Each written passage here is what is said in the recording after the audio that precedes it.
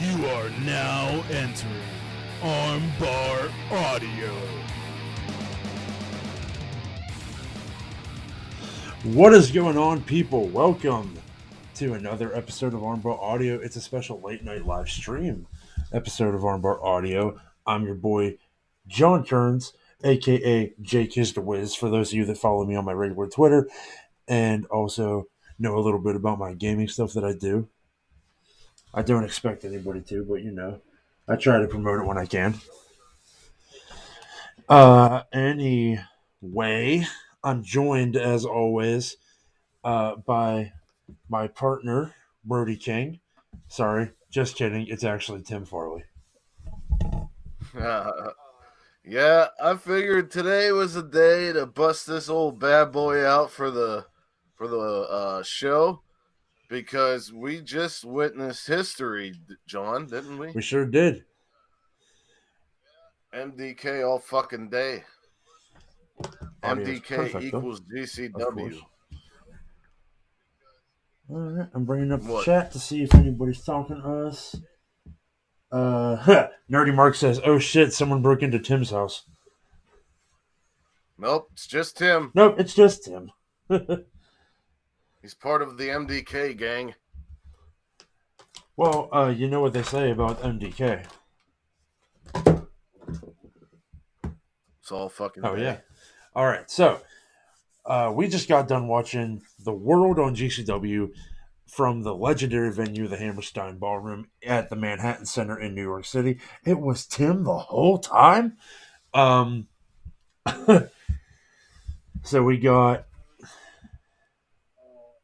lots of good matches on this card. We saw the pre-show was available for free on YouTube.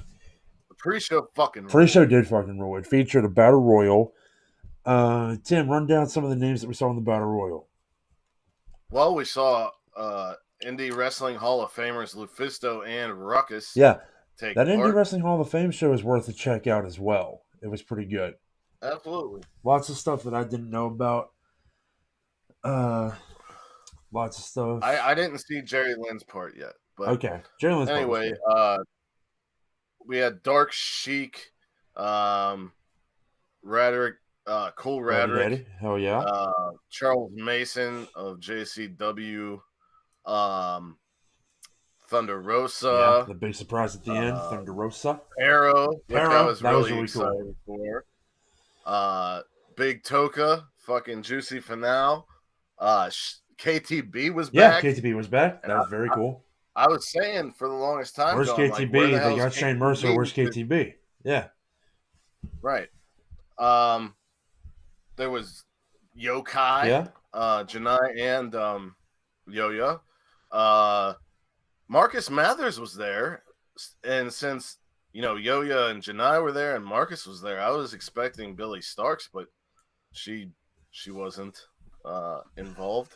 Let's see. Big Vin, big fucking Vin.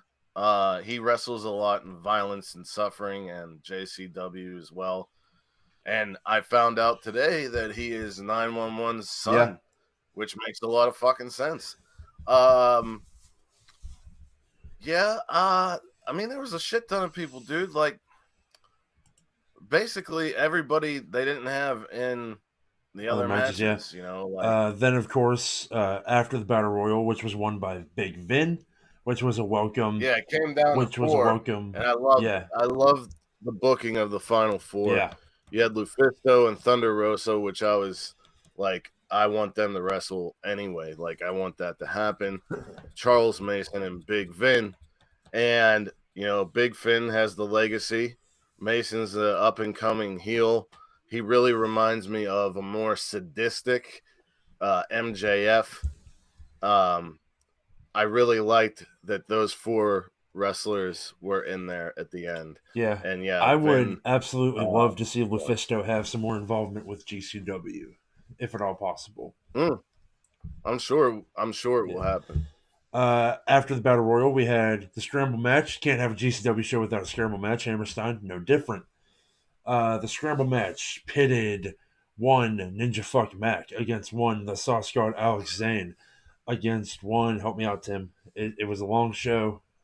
I'm Dante starting to Leon. fade. Dante Leon, Ninja Fuck Mac, Shane Yeah, Mercer, Shane Mercer. whoever the fuck you said, I don't remember. I said Ninja Mac, Dante Leon, Shane Mercer. Who else did I say? I just said it. Jack Cartwheel, Jack Cartwheel. Alex Zane. Yeah, Sauce God Alex Zane. That's what I said. Jimmy Lloyd. I think that was it. Was that 6 that you was just named? Was that it? Or was Jimmy Lloyd in the ladder match? Oh yeah, Jimmy Lloyd was in the ladder match. But we'll get into that. You know what? How about I pull up the card, eh? I got it. Oh, you got it? Okay. Because I'm like, realized. goddamn. Yeah, I mean, this is going off the rails already. We're screwed. There's a bunch of dudes in the match, and they did a bunch of doodly things. Jack Cartwheel, Leon, Grim Reaper was the one we missed, and that was the one we missed was the winner. Apparently, Nick Wayne was supposed to be there, but he was not. Oh, that's a shame. I wonder why. Well, I wonder if there's another. I guess Shane Mercer took his You know spot. what? We talked about young Billiam not being on the card. I wonder if that's another weird fucking New York wrestling rule. Maybe. Yeah. But I think Marcus is young too. I don't know. But anyway. It don't matter. Either way, this fucking match ruled. I fucking love how they have like all these like spot monkeys and flippers. And then you throw someone like Shane Mercer. Oh, hell yeah. Just fuck people up. Fucking rules every time. Ninja Mac, if you watch GCW, you know with these guys involved, it's going to be a great match.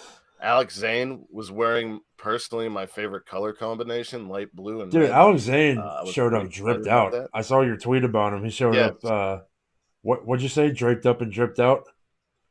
Yeah. yeah. It's an old Southern rap song. Draped up and dripped out, no one talk about. Man walked up just like a fire sauce packet. Dude, I thought he was fucking Godfather for a second. Who? With the that sauce train. Right. But this match was won by New York's own Grim Reaper. So and that was pretty rad, of course he had to pull out the joint and smoke it, which was good thing you're allowed to do that. But New York can't do anything the fuck else. Well, you never know. It might just be oregano. Might be. Also on the pre-show, providing commentary efforts during the breaks was friend of the show Pollo Del Mar, which was fucking awesome to see her finally there. And Lenny Leonard, yeah. Awesome to see Pollo finally there. She talked when we had her on the show.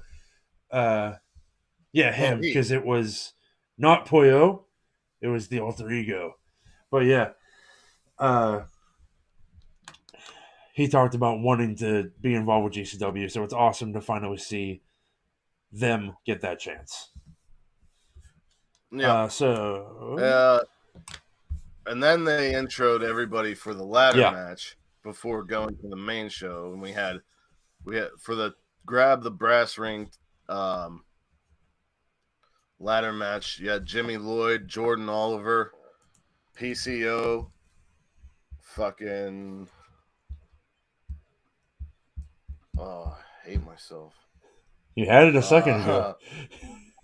Alex Colon, Tony Deppen. And replacing Leo Rush was the motherfucking truth, AJ Gray. Replacing Leo Rush was G Raver. Yeah. Oh, you're right. And then. Well, then where was AJ Gray? Well, AJ Gray came out. I guess he was added because of Eddie Kingston's unfortunate injury. Yeah. So, he didn't replace anyone. He just He's like, hey, I'm here to fuck somebody up because Eddie's not here. Right. And fuck people up, he did. That's what he's known for, though. PCO was not playing around in this match. He did, some crazy shit with the ladder, and he hit, a package pile driver on it. He, did a flying cross body with one or something like that.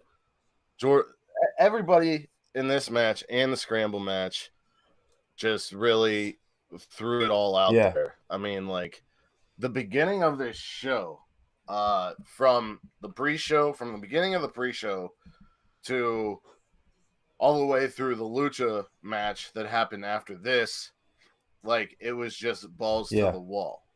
But AJ Gray got the brass ring, which we are all happy Oh, very about. much so. If it was going to be anybody, And yeah.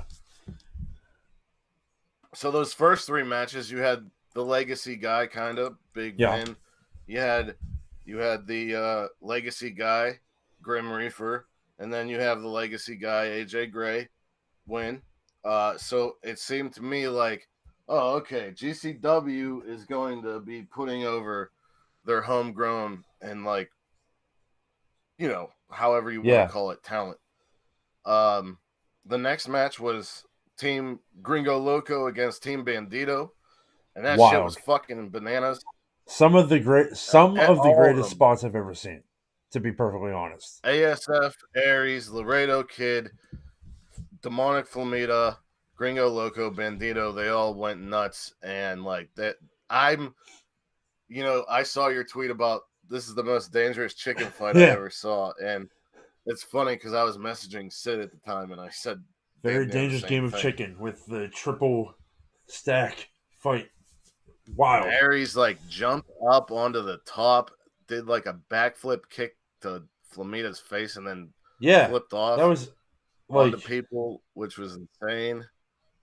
And who won the match? Gringo Loco won the match, aka another legacy guy. So it was like, okay, all right. At this point, the show takes a bizarre turn. Yeah, like what I was saying earlier, John. From the beginning of the pre-show through this match, it was just balls to the wall, high octane, up, up, up, up. We're going up. We're just going to stay straight on this up course. No peaks and valleys. And then we get Janela and Cardona. And Janela and... I mean, there was some good psychology. Yeah. The two guys didn't wrestle bad or anything like that. But one, it was a clusterfuck. There was too many people involved that did not have to be involved. The only one that made sense was the one. Yeah, and I understand. I saw some takes that it was like parodying WWE type booking, but if that's what they were going for, make it a little more obvious. Yeah. Well, I mean, Swoggle in the fucking outfit, kind of. Yeah, Swoggle in the outfit, definitely. I did.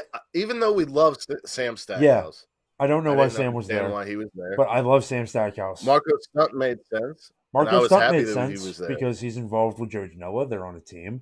Brian Myers made sense because of the Edge Heads connection. Well, not just that, but like we all know that Matt Cardona and Brian Myers are best friends. They have the toy review show and all that. But yeah, way too fucking long and way too fucking much. Way too fucking long. The whole Mark Sterling part was annoying, like stupid. Yeah, Virgil showing up in a Vince McMahon mask was kind of funny. Would have been way funnier without Mark Sterling involved. And also if it would have just been like really like fast. Yeah. Quick. It just seemed like that whole part took way too long. And it was just, it really fucked up the flow of the show for me. I do love Cardona as a heel. And Chelsea's great as well. Definitely should have stuck with just Marco and just Brian. Yeah. When she hit Cardona in the nuts, and then it was looking like she was turning for that was good. That was fun. But Janela losing kind of pissed me off. There was a couple of results in this show that pissed me off because, like I said earlier, it felt like GCW was putting over their people. Yeah. So, what the fuck? But I mean, I guess Cardona is one of their people now because he was in the Hammerstein thing. He Yeah. was like, "You're great, but you're not a main eventer. Good luck in your future endeavors and all that." If Janela and Cardona is going to continue, fine. Keep it between them only. Have a tag match. Give me Brian Myers and Cardona versus Marco and Janela if Marco's fully back to wrestling. I hope this doesn't mean that the voice didn't work out. That's just that's another thing that's lingering on my mind. Yeah. Right. Well, no, I mean, you can't have the biggest GCW show without Marco. Yeah. Marco. I kind of felt like that going into it. I was like, this kind of sucks that Marco isn't going to be there. So seeing him there was very cool. Very happy. There was definitely. Oh, we didn't even talk about Dickinson. And fucking we will. Lauderdale I figured since we skipped it, we'll talk about that at the end because that was like that was a personal highlight of the entire evening for me. That whole little bit fucking was awesome. But yeah, yeah, I don't want to linger on this too long because we know GCW sure did. But yeah. Well, for all the time they spent on this match, they could have put it into the rest of the show. Put it into the last two matches. But yeah, give us Cardona and Myers versus Janela and Marco, or end this. Please. Okay, moving on. What was next? Then I believe it went from that to Ali and Soho. Ali and Soho, which left that match left a bad taste in some people's mouths that I do not in any way, shape, or form agree with. I felt it was okay. Like, it was a decent match. Yeah. But I personally expected a little bit more. I really think everything after Cardona and Janela was hurt. I think Ali should have won. Yeah. All that build. That promo alone. You don't even really need the build. That promo alone. That's what I mean. Like, that, and plus, like, going through Kylie Ray, wrestling Thunder Rosa. That promo after the Kylie Ray match. Everything that she's done for the past year or so, or more, it kind of mirrored what Lufisto was saying in her speech about being one of the boys, being a wrestler, being accepted by everybody, and wrestling everybody. And then they have the promo where, like, she missed out on so much and she wanted this match for so long, and she's your homegrown talent, and she loses. I don't get it. Yeah. And, like, sure, you could say, oh, well, they might have a rematch. But, yeah, they might. But it's the Hammerstein fucking Ballroom. They might, but it was the Hammerstein show. It was the biggest show in GCW history. Like, literally, statistically, the biggest show in GCW history. Ali should have won. Yeah, speaking of should have won, the next match. What the fuck? Jeff Jarrett says that these guys and girls aren't the last outlaws. I'm the real last outlaw. Effie doesn't want the match. Nobody does this last outlaw shit except Taker, and it sucks then too. But Jeff Jarrett attacked Ali, a.k.a. half of Bussy, with Effie, and Effie gave him what he wanted. And, this wasn't terrible. Yeah, not a terrible match at all. Effie came out, in both matches, both members of Bussy came out, still loved, still revered, and, I would say Effie probably got more fans tonight than he has in a while. Yeah. Because of the reach of this show and the antics he pulled against Jeff Jarrett. Why did Jeff Jarrett win? Beats me. I don't know. Like, are they going to figure it out? Let us know. Because here's the thing. We see older wrestlers come back and you hear chants of "you still got it" and shit. I didn't hear that at all during this match, but Jeff I saw Jarrett some of it on kind Twitter. of played it. He played it as kind of a brawler, and he knew he was in And I'll tell GCW, you so what, he was going to get. he looks good. He looks good. He looks like he's Yeah, ready and for a and run. I can't like knock how he Yeah. wrestled the match. It made perfect sense. It just I don't know where it's going, and I just hope it's going somewhere good. But this begs the question, John: is Bussy fine? Is Bussy fine? Is Effie fine? Because to me, those are two of your biggest names, and you gave the wins to Vin, you gave the wins to Grim Reaper, AJ, Gringo? fucking Gringo, and then you stiff Janela, Allie, and Effie. Yeah, Janela, Maybe that's Allie, because they're already and made. Effie. I don't know. Janela, Allie, and Effie pretty much are GCW. Aside from a couple other names that we'll get into, but yeah. Like, what happened? What? These three matches what right did here. What did Cardona and Janela cause that, like, it shifted the time-space continuum and all of a sudden these matches were not being booked for the GCW fans? Exactly. And honestly, that's what I'm saying. Like, this cluster of three matches took this pay-per-view from what would have been an A+ to probably a B, in my opinion. High C, delicious. Yeah. But yeah. Yeah, I agree with you. High C. I was saying a B just because I didn't want you to chew my fucking ass I'd go high C, B minus. Yeah. In there. Absolutely. But yeah.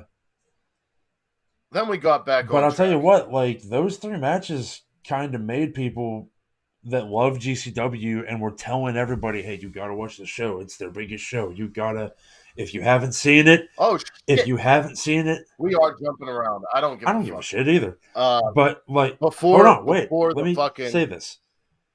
These three matches, you're talking about Effie, talking about Allie, talking about Cardona and Janela. Diehard GCW fans like you, like me, like a bunch of our friends on Twitter, we're hyping this show up, telling people, hey, if you don't know GCW, get this show. It's their biggest show yet. And to people that have never seen GCW, these matches made us look stupid. In my opinion. But before these three matches, totally forgot, we talked about Lio Rush being replaced. Yeah. Well, Lio Rush did have a place on this card. Apparently, Jonathan Gresham could not make it to defend the ROH World title. Correct. Because I heard that Jordan Grace might have COVID, maybe, or something. So Blake Christian wrestled one of his best nemesises, Lio Rush, in a fucking fantastic match. Hold on. Camilo Corrales says, what the hell? Jeff Jarrett is still wrestling and won? Exactly. Right. Exactly. I mean, I popped whenever Jarrett first came to GCW. I was like, I didn't know it was going to be a fucking program. Well, even if it is, like, how do you have the biggest show and not put your dude over? I don't get it. I don't get that. How do you not put Effie over on GCW's big shows? Right, especially after what Lauderdale said. But we'll get to that. We'll talk about all of the non-matches after this. All the stuff that happened. So yeah, Lio Rush and Blake Christian put on a fucking banger. Fucking ruled. Lio Rush is a very controversial figure in wrestling. People either love him or hate him, and I love him. Seems like he's done with AEW, and whatever. If it didn't work out for him, it didn't work out for him. That doesn't mean he's retiring. Right. Obviously not. He's on the indies. Who cares? The other thing is, John, after those three matches we were talking about, we got back on track with the World Championship. John fucking Moxley against Homicide.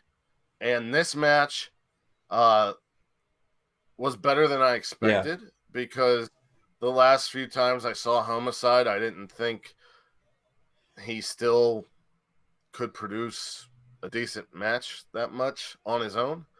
But John Moxley looks 10 years younger. He looks great. You really. There was, It's going to be difficult for anybody to harsh my buzz when I see John Moxley wrestle right now. and how about that chant? Whenever it's I'll let you say it here. fuck Bully Ray. Fuck Bully Ray. FTR? Nah, FBR. So Moxley retained, and me and you were talking, and I'm like, I don't buy the whole the whole MDK isn't GCW anymore. There's heat between them, and he's not on the show. I said Moxley's going to retain. Gage is going to come out and carve him up, and that didn't happen. And then we started thinking, what the fuck is this? Like, what is going on? What the fuck are they doing? And we totally we both thought it. We both thought it. We were there, texting about it. We're both going, what the fuck are they doing? And putting that match there made me forget about the tag titles. So then I'm going like, what the fuck? And then they say, oh, the tag titles are up. And, I'm thinking. All right, so it's got to be a big thing. Right. And I'm like, I'm wondering if it's FTR. But FTR came out and attacked them in Ring of Honor. FTR kind of has that Cornette mentality of this being beneath them. So it made sense for them not to be there. I said earlier in the week, maybe RSP and Kogar, but something happened with Kogar earlier in the show that we'll talk about. And then, we got Tremont come out, and I was like, okay, this is Tremont comes out because we watched Tremont and Gage against Riddle and fucking Tom Lawler. We know that Tremont and Gage are like the biggest names in American deathmatch scene. Tremont just came back from a long hiatus, and he had that amazing match against AJ Gray in Violence and Suffering, which Gage was on the fucking commentary booth for it, and he was putting over Tremont so much. And everyone's looking and waiting, and all of a sudden you had who's that guy? Dewey Donovan. Yeah, he came out, and I'm like, fuck yes. And then fucking For Whom the Bell Tolls came on, and this match was what I expected, but a little bit shorter. Yeah. You got guys throwing chairs at each other, breaking fucking doors on each other's heads, pile drivers, this, that, the other. Nick Gage covered Mark Briscoe, and it looked like Jay had broken it up, but they called the match. Yeah. And afterwards, we got Gage on the microphone, and John, you could talk about that. All right, so Gage gets on the mic, and of course, how does he start it off? Where's my motherfucking gang at? Huge pop. No, huge pop. This is New York City. Huge pop. Where's my that's what I'm saying. gang at? I was gonna say it was a huge pop, but it wasn't big enough for the King Nick Gage. It never is. Oh, it never is. First time. Where's my motherfucking gang at? Crowd goes bananas. Entire fucking locker room pours out into the ring. I thought that shit was falling down. He talks about I don't remember. He basically just put over how GCW was the best promotion and it's MDK all fucking day. And that's all you really need to hear. That's all you really need to hear from Gage. Because all we were waiting for was Nick Gage. Because you cannot say GCW and not think of Nick Gage. That's it. But outside of the matches, on the pre-show, we had Brett Lauderdale and Chris Dickinson come out. Dickinson gave a really good speech and talked about, he said It wasn't Ring of Honor. It wasn't Evolve. It wasn't Beyond Wrestling. It was GC fucking W who gave me the mic in the middle of this ring in my hometown. Yep. And he said he's coming back spring break weekend. You know, he was injured with a leg injury that happened in New Japan Strong, I believe at Battle of the Valley. That's what happened. And then Lauderdale took the mic and just said everything we wanted to hear. Absolutely. Lauderdale's... He put over Effie and said that we're going to make wrestling as gay as possible. And, like, he put over Allie. That's the thing. Like, in his speech, he put over Allie and Effie specifically. So, yeah. Like, definitely some confusion. Because he was saying how there's been a million GCWs. And then he said, you're going to look at that locker room and tell me there's a million Alley catches? There's a million. I fucked it up. Hold on. What? No, the fucking music's going. Hold on. Shut up. What the hell? Shut up. But XSplit. Yeah, he was saying that and talking about the GCW beginnings and everything like that. And like a really good promoter, he didn't mention Gage. Right. And, you know, the whole show was like, hey, thinking, like, what the fuck? And then another segment we had, somebody else came down to the ring, dude. right? It was the one and only. The one and only. Oh, Manser. He's a simple kind of man. I was a little tiffed that they didn't play that song, but it's all right. It would have taken way too long. I thought it was funny how they played it. I thought it was funny how they played it right before the Hall of Fame show went on, and then tonight he came back. Right. I love that. It was like that was like a little tease, I think. I believe you're correct. Yeah. And you know, Mance came back and he was talking up GCW and how much he loved it. And of course, anytime somebody grabs a mic and doesn't have a match, this man has to insert himself. Oh, well, it's none other than representing the 440, the Silver Teeth Satan, Atticus Cogar. Yep. And, you know, he was saying, fuck GCW and SGC are just Lauderdale snakes. We're the real outlaws of GCW. And blah, blah, blah, blah. And Manser said, you know, the doctor said I couldn't wrestle, but he didn't say I couldn't beat a punk bitch's ass. And, you know, they start fighting. 440 come out and put a whooping on Manser. You got Matthew Justice come down. Then the lights went out. And I'm thinking, oh, shit.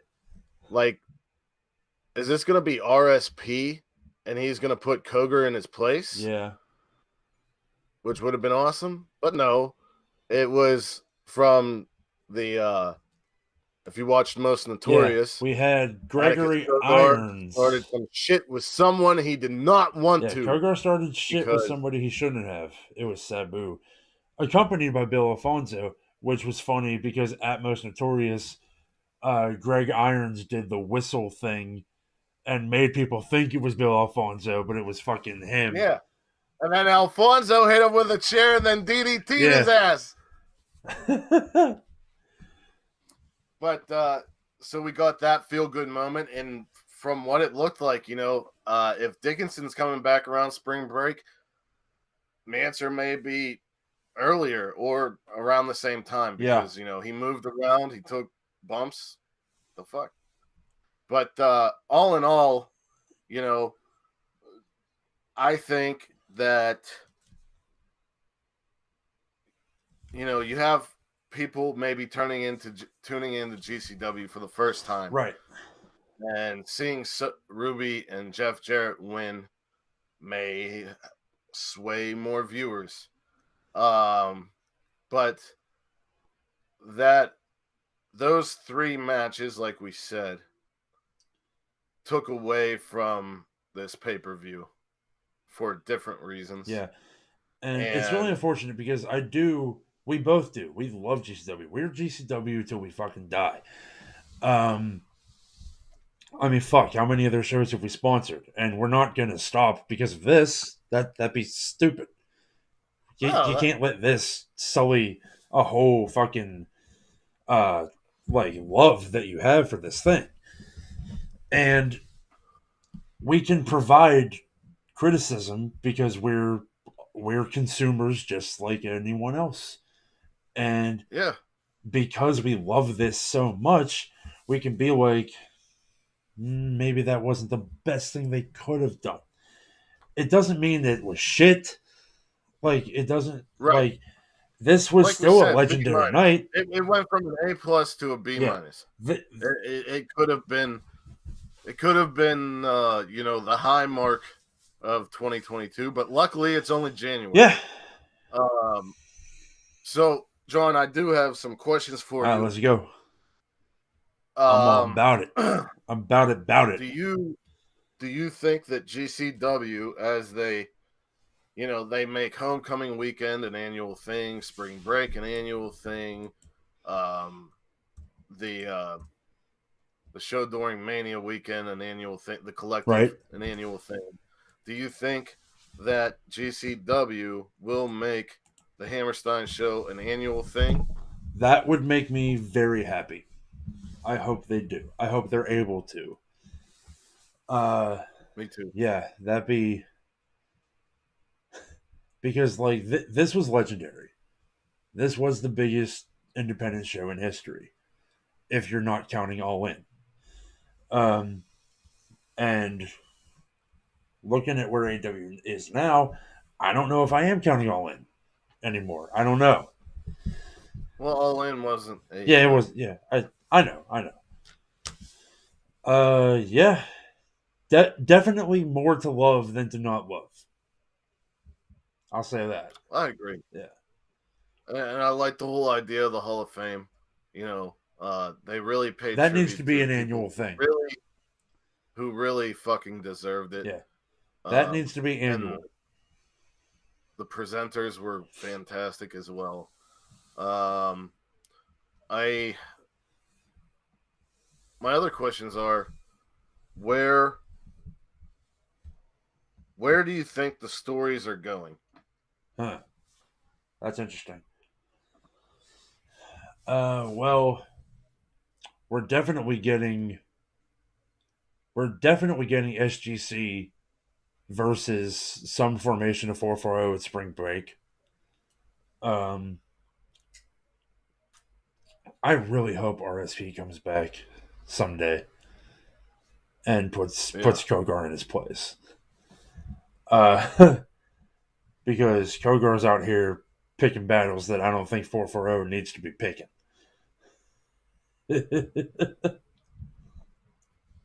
I mean, objectively, Kogar is very good.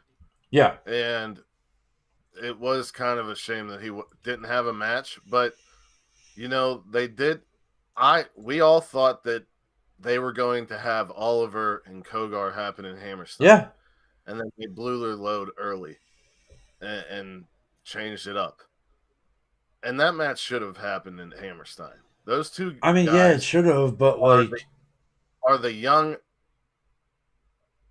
goats of GCW. Yeah. But they made up for it. Oliver had his good moments in that match, and Atticus doing what he did was, people aren't going to forget. Yeah. But yeah, RSP, I don't know where you are, but you need to come back. You are sorely missed. I'll say that. There's so much that they could do, but maybe we get Bussy versus Jeff Jarrett and a partner at some point. Yeah, who? I don't know. We'd have to. Do you think they would bring in? Well, she never wrestled, right? Who? Karen Jarrett? No. Yeah. No. I don't think so. Well, please don't. Please don't. I don't need to hear. Let's see. Who's? I don't know. Who's beefing with Allie? Do you think Ruby will continue really. to? I mean, I guess I would love to see Kylie Ray again. Yeah, that'd be cool. And since she works for NWA and Jarrett's history with the NWA. That would be Camilo says, please have Cardona get beat down big time. Tired of him winning. Well, hopefully at Beyond Wrestling Day 91, RSP beats the shit out of him. Yeah. Yeah. Because if RSP didn't do the things that he did with Gage, Cardona wouldn't have a fucking leg to stand on. Absolutely. In independent wrestling. But anyway, final thoughts, John. Final thoughts. I still enjoyed the show. It was very enjoyable. I don't regret. I never regret. Never have regretted. Probably never will regret purchasing a GCW show. And this was not the worst GCW show I've watched. No, not at all. We're just critiquing it so much because it was hyped as much as it was. Yeah. Yeah. I mean, honestly, Say You Will beat the fuck out of Most Notorious, dude. Yeah. Most Notorious looked like a goddamn preschooler next to compared to Say You Will, yeah. College graduate. Yeah. From Say You Will, and that happened the day after. But it happens. Doesn't mean it doesn't mean you stop supporting. And it's MDK all fucking day. It is MDK all fucking day. Anytime Nick Gage wins a match and Jon Moxley wins a match, nothing else might as well happen. Fuck y'all. So with that, wherever you are in the world, whether it's morning, noon, or night, you have a great one, and peace and love to always. all of you. Bye-bang. Bang. Bye.